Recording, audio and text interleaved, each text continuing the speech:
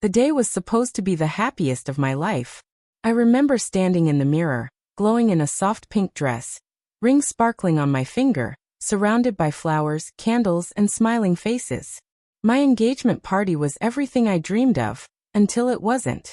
It happened just after sunset, when the sky was burning orange and gold, and people had begun clinking champagne glasses. I was making a toast when I noticed my fiance, Jordan, wasn't at my side. My sister, Mia, was also gone. At first, I thought nothing of it. She was always flitting around, social, chatty, maybe helping someone or fixing her makeup. But time passed. 5 minutes. 10. Then I saw them. I went upstairs to grab a gift someone had left in my old room at our family home. Still half laughing from a joke my cousin had told. When I opened the door and walked into a nightmare I can never unsee. Mia, my younger sister, in my bed, with Jordan. It wasn't even subtle. It wasn't some awkward misunderstanding. It was real, raw betrayal. Half naked, her laugh dying in her throat when she saw me standing there. Everything in me shattered at once. My scream was primal, and they jumped like strangers caught in a crime scene. Jordan tried to speak. Mia just stared at me with something between guilt and indifference. "I didn't mean for you to find out like this," she whispered. As if that made it better. I ran. I left the house, the guests, the flowers, the ring. I didn't even tell anyone why. I just drove, trembling, my heart pounding so loud I thought it would burst. When I finally pulled over, I sat alone in a gas station parking lot, dry heaving into a plastic bag, replaying it again and again.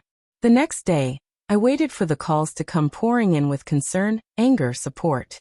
But when they did, they weren't what I expected. My mom's voice was cold. "You need to talk to your sister." "I saw them," I whispered. "She made a mistake," she said. "Don't throw your family away over one bad choice." One bad choice. I wanted to scream. Instead, I hung up. Then came my father, my aunt, even my grandmother, each one gently urging me to forgive, to move on, to remember that blood is thicker than betrayal. No one called out Mia. No one condemned Jordan. They took her side. I don't know what hurt more, the betrayal, or the fact that my family tried to brush it away like it was nothing more than spilled champagne. So I made a decision. I cut them all off. I blocked every number. Moved out of state. Changed jobs, changed routines. I buried the woman I had been. The woman who trusted too easily, loved too deeply, forgave too quickly. And for 5 years I was silent.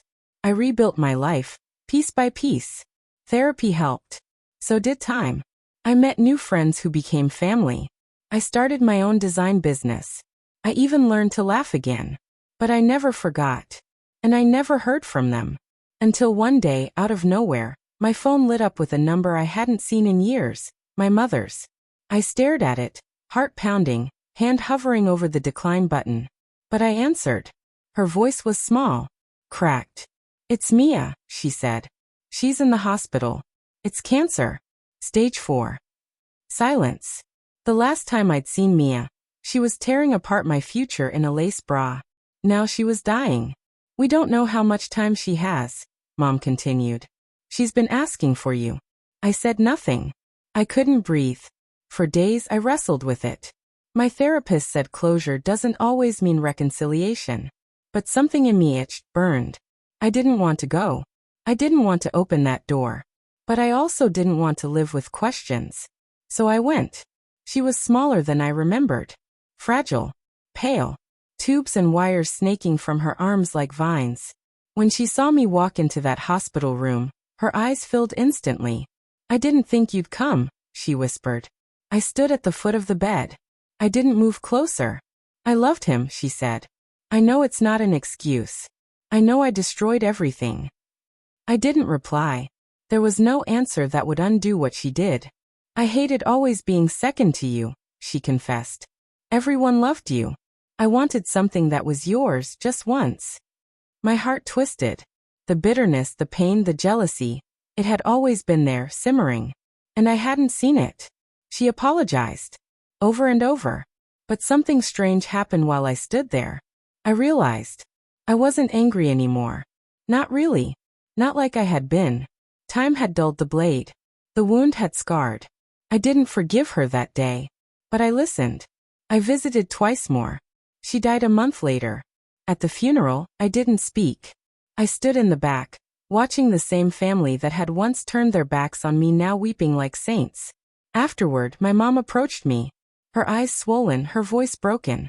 "You didn't deserve what happened," she said. "We failed you. I failed you." It wasn't a plea.